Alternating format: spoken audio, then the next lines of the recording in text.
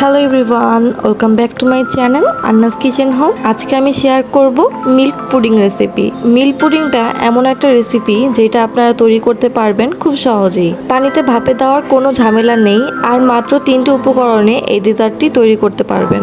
আমার কাছে তো মনে হয় পৃথিবীর সব থেকে সহজ রেসিপিটি হলো মিল্ক পুডিং রেসিপি। আশা করছি আজকের রেসিপিটি আপনাদের কাছে ভালো লাগবে।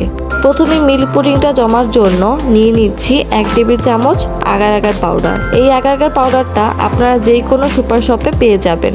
1 টেবিল চামচ আগার আগার পাউডারের জন্য হাফ টেবিল চামচ নর্মাল টেম্পারেচারে পানি নিয়ে নিচ্ছি। এখন ভালো করে মিক্স করে একটা সাইডে রেখে দিচ্ছি। একটা প্যানে নিয়ে নিচ্ছি 4 কাপ লিকুইড দুধ, সঙ্গে নিয়ে নিচ্ছি হাফ কাপ চিনি। চিনিটাকে দুধের সাথে খুব ভালো করে মিক্স করে নিব। এরপর দুধটাকে জাল করে নিব দুধে একটা বলক আসা পর্যন্ত। দুধটা ফুটে ওঠার পর আমি আগার আগারটা দিয়ে দিচ্ছি।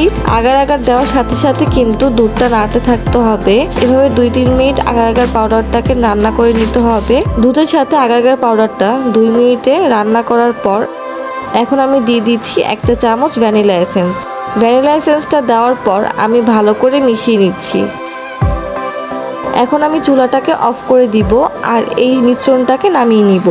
আমি যেই পাত্রে সেট করব সেই মিশ্রণটাকে গরম থাকা অবস্থায় ঢেলে নিতে হবে।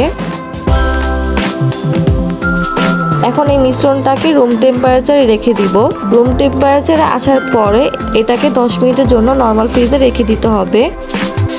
এখন অন্য একটা বাটিতে 2 চা চামচ আগার আগার পাউডার নিয়ে নিচ্ছি। রুম টেম্পারেচারে থাকা 1/4 কাপ পানি দিয়ে দিচ্ছি। এরপর এই পানির সঙ্গে আগার আগার পাউডারটাকে মিক্স করে একটা সাইডে রেখে দিচ্ছি। একটা প্যানে দিয়ে দিচ্ছি 1 কাপ পানি, চিনি দিয়ে দিচ্ছি হাফ কাপ, সঙ্গে দিয়ে দিচ্ছি 1 চা চামচ লেবুর রস। এখন এই সব কিছুকে ভালো করে মিশিয়ে নিব। এখন অপেক্ষা করব এই মিশ্রণটা বলক আসার পর।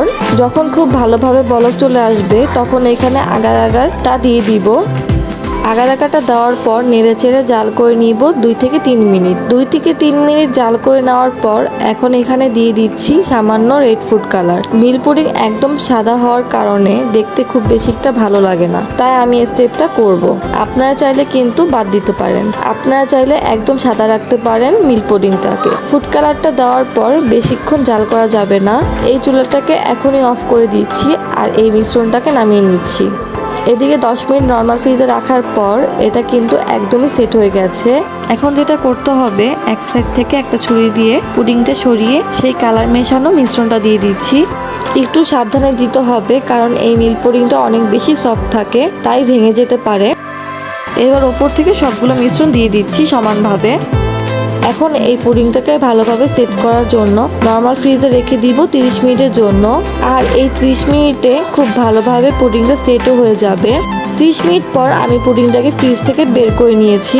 দেখতেই পারছেন খুব ভালোভাবে কিন্তু পুডিংটা সেট হয়ে গেছে। এখন আমি পুডিংটাকে কেটে পরিবেশন করব। পুডিংটাকে আমি প্রথমে লম্বা করে মাঝখান থেকে কেটে নিয়েছি। এরপর আমি ছোট ছোট পিস করে নিয়েছি আমার যতটুকু প্রয়োজন। আপনারা কিন্তু আপনাদের পছন্দ মতো পুডিংটাকে কেটে পরিবেশন করবেন। মাশাআল্লাহ, দেখতেই তো পারছেন পুডিংটা কতটা সুন্দর হয়েছে। এর জন্য এই পুডিংটা তৈরি করতে আমার সব থেকে বেশি ভালো লাগে। এই পুডিংটা বানাতে অনেক বেশি সহজ আর দেখতেও অনেক আকর্ষণীয়, আর এটা খেতেও অনেক বেশি টেস্টি।